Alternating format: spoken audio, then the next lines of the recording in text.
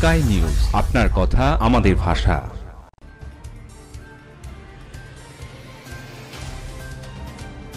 বারান্দার গ্রিল ভেঙে গৃহবধূ ও তার মেয়েকে মারধর করে মুখ বেঁধে ভয়াবহ ডাকাতি, পণের জন্য দুষ্কৃতী ঘরের দরজা আলমারি শাবল দিয়ে ভেঙে সোনার গয়না টাকা পয়সা নিয়ে লুটপাট দেগঙ্গা যাদবপুর গ্রামের নমিতা মুখার্জির বাড়ি থেকে। নমিতা মুখার্জির অভিযোগ, গতকাল রাতে বেড়াচাঁপায় একটি সাংস্কৃতিক অনুষ্ঠান দেখতে গিয়েছিলেন। নমিতা মুখার্জির ছেলে রাতে ঘুমিয়ে পড়েছিল।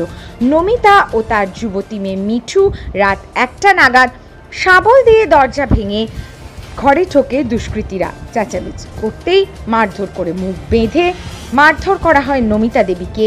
মেয়ে যাকে বাঁচাতে এলে মেয়েকে কিল ঘুষি মেরে ফাটিয়ে দেওয়া হয় মুখ, বাঁধা হয় মিঠুকে।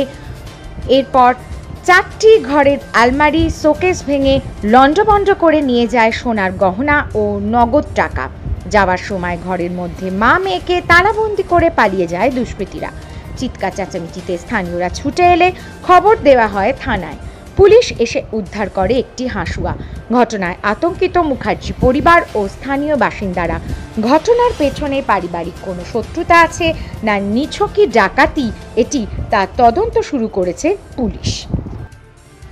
রাত্রে যখন ওই দরজাটা মানে এতটা মতো ফাঁকা হয়ে গেছে, তখন আমার তো মনেই নেই যে আমার ছেলে ফাংশনে গেছে। তো আমি ভাবছি বোধহয় আমার ছেলে এরকম করছে, ডাকলে আমি ঘুমোচ্ছি, আমি শুনতে পাচ্ছি না, ওরকম করছে।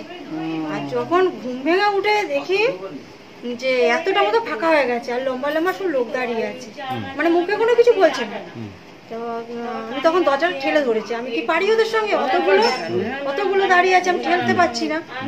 তা এবারে ছিটকানির থেকে খুলে গেল দরজা, খুলে গিয়ে আমার মুখটা চেপে ধরলো, মানে আমি চেঁচাচ্ছি, মুখটা চেপে ধরলো, ধরে বলছে যে কোনো চেঁচানো হবে না, চুপচাপ। এবার আমি কি হয়েছে তা ওরা কিছু বলছে না, মানে কোনো কথাই বলছে না। তা আমাকে জিজ্ঞেস করছে কজন আছে বাড়িতে, কে কে আছে, আমি তো কোনো কথাই বলতে পারছি না তখন। আর আমি চেঁচাচ্ছি। এবার তারপরে ওরা ওদের মতন তো চুপচাপ আছে, মানে সব খুঁজছে, ঘর বাড়িটারি সব খুঁজছে, কোথায় টাকা পয়সা আছে, কোথায় কি আছে। আমি যতজন দেখেছি আমার তো মনে হয় 10-15 জন, কিন্তু আমার সাইটে আরেকজন বললো যে 20 জন ছিল। মোটামুটি মানুষের হাতে তাতে থাকে, যা কানের থাকে, আংটি থাকে, এইরকম। থানায় পুলিশ এসেছিল, আমি ঠেলে ধরেছি, আমি তার ওদের সঙ্গে পারি না। দরজাটা যেই খুলে গেল, প্রায় 3-4 জন তো ছিলই মনে হয় আমার, এরকম দরজা খুলেই আগে আমাকে মুখে একটা কিছু দিয়ে চাপা দিত।